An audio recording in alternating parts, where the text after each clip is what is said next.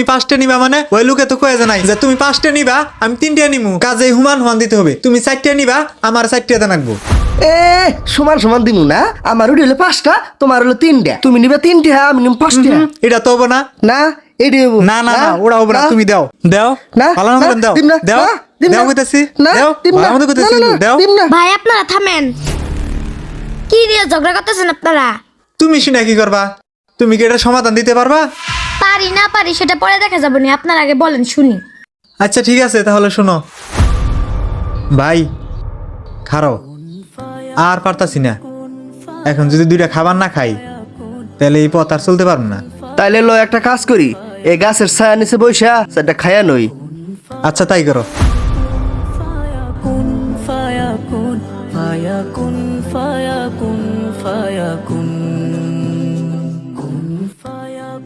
এ নি খা।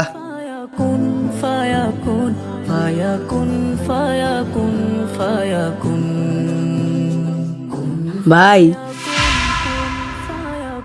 আমি এক ক্ষুধার্ত পথচারী, আমি কি আপনাদের সাথে খাবার শেয়ার হইতে পারি? অবশ্যই, কেন নয়, আসেন।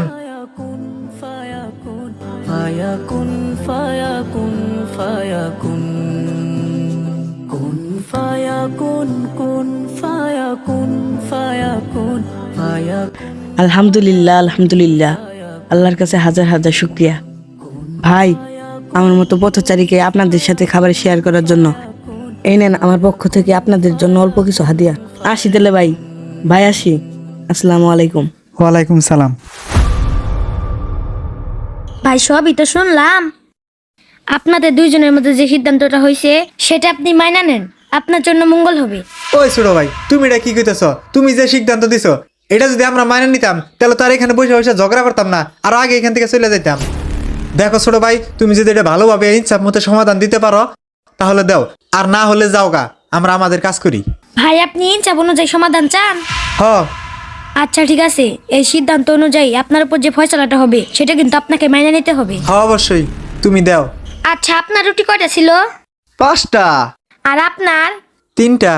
ভাই আপনারা 3জন যে একত্রে বসে খাইছেন, এখানে কিন্তু ধরা হবে না যে কে কম খাইছে কে বেশি খাইছে, শুধু ধরা হবে আপনারা 3জনই সমান সমান খাইছেন।